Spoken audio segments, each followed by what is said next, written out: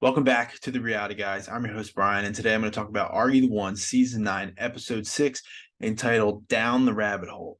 So before we get started, I just want to say I really enjoyed this episode because we actually got to see some people that we haven't heard from a lot lately, and especially Clay.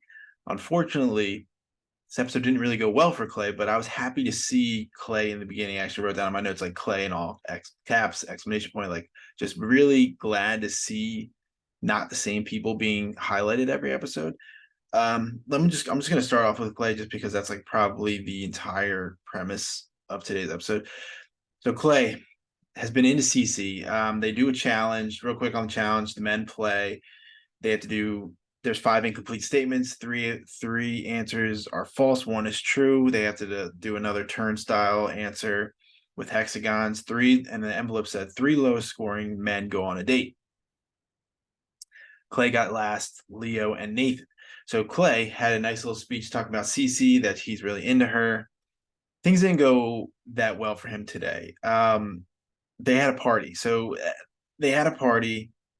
It was like they didn't really say a theme. I think it really to me looked like Alice in Wonderland. There was a lot of like cards, like a Queen of Hearts, what looked like the cat, the Cheshire cat, and just like a lot like somebody looked like they were also dressed as Alice in Wonderland, but I think that was the theme because it was a little like trippy and weird.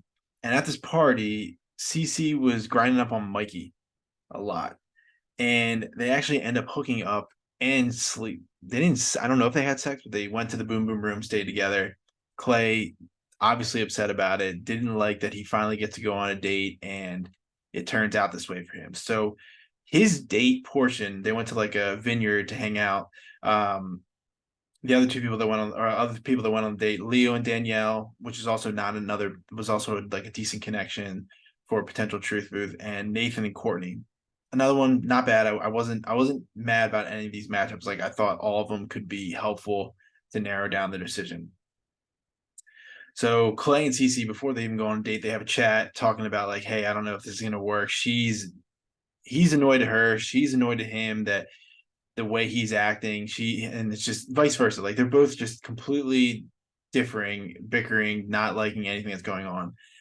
Um, they end up still going on the date, but they cut it short. They probably shouldn't even have went at all. And I think Danielle even mentioned that on the date, like they shouldn't even have came.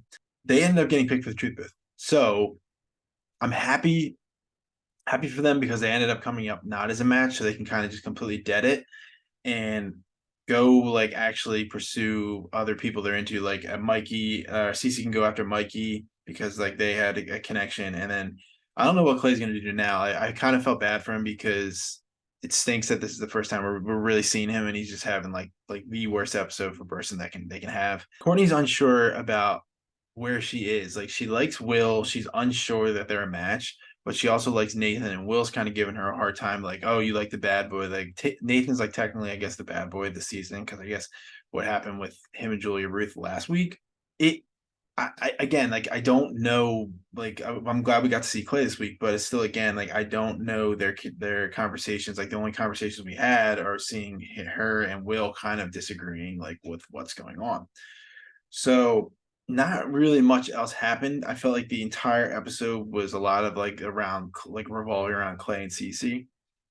Um, let's get to the matchup ceremony. So last week they went, so they had the Julia, Ruth, and Brendan matchup. So they had one and they only got one beam. So this time the guys are picking, they kind of are like, oh, we're going to change it up. They kind of seem to go with like pretty much the exact same strategy or the same picks given like one or two mixes.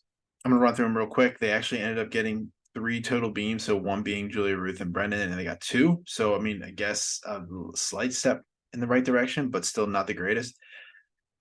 So first off, Mikey with Cece, Hamudi with Minty, Aqel with Anissa, Ollie with Brooke, Leo with Danielle, Will and Courtney, Eduardo and Jordanne, Nathan and Dew, Samuel and Taylor, and finally Clay and Roz.